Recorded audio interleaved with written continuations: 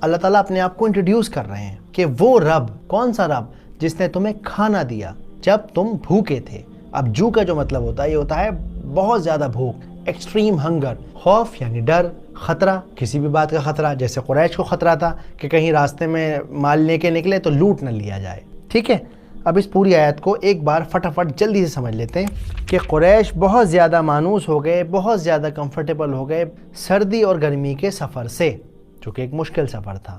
تو انہیں چاہیے تھا کہ وہ اپنے رب کی عبادت کرتے، وہ رب جس نے انہیں کھانا دیا جب وہ بھوک سے تڑپ رہے تھے، وہ رب جس نے انہیں سیفٹی دی جب وہ بہت زیادہ خطرے میں تھے۔ بچے بھوک سے مر رہے ہیں، رحم کر، رحم۔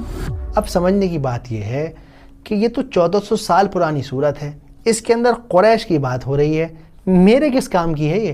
میں نے کیا اس سے سیکھنا ہے؟ لیکن کیونکہ قرآن اللہ کا کلام ہے اور وہ ساری امت کے لیے تا قیامت نازل کیا گیا ہے، تو آج ہماری زندگی میں اس کا ریلیونس یہ ہے کہ سورہ قریش ایک آئینہ ہے جو ہمیں یہ سکھاتا ہے جب اللہ تعالیٰ آپ کو نعمت دیتا ہے اور آپ غفلت کا شکار ہو جاتے ہو تو آپ اصل میں قریش کی قوم والے راستے پر چلنے لگتے ہو۔ جیسے مثال کے طور پہ آج سے 5-10 سال 15 سال پہلے شاید آپ جس پلیٹ میں کھانا کھا رہے ہیں اسے خریدنے کی حیثیت نہیں ہوگی، شاید آپ کرائے کے مکان میں رہتے ہوں گے تو آج آپ کا اپنا مکان ہو گیا ہوگا، شاید آپ کو جتنی اچھی ایجوکیشن ملنی چاہیے تھی اتنی نہیں ملی، لیکن آپ کے بچے آپ سے بھی زیادہ اچھی ایجوکیشن حاصل کر رہے ہیں۔ تو اللہ تعالیٰ نے آپ کی لائف کو کمفرٹیبل کر دیا۔ اب آپ کو کیا چاہیے؟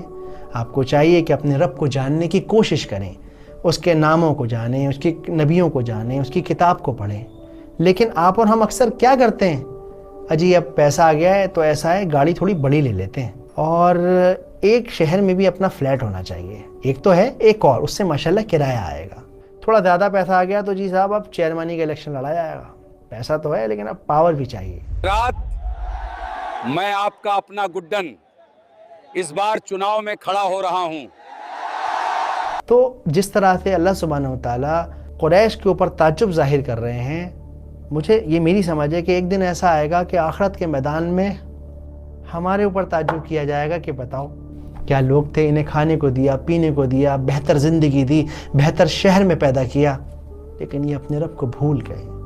اپنے بچوں کی طرف، اپنے ماں باپ کی طرف نظر اٹھا کے دیکھیے، آپ کے اور ان غزہ میں مر رہے لوگوں کے بیچ صرف اتنا فرق ہے کہ وہ غزہ میں پیدا ہوئے اور آپ یہاں پیدا ہوئے ہیں۔ آپ آرام سے ویڈیو دیکھ سکتے ہیں، وہ آرام سے چین کی سانس بھی نہیں لے سکتے۔ تو اگر آپ کو یہ نعمت ملی ہوئی ہے نا، تو اس کے پیچھے صرف اور صرف اور صرف اور صرف اللہ سبحانہ و تعالیٰ کی رحمت ہے۔ اس لیے کوشش کیجئے اپنے رب کو جاننے کی۔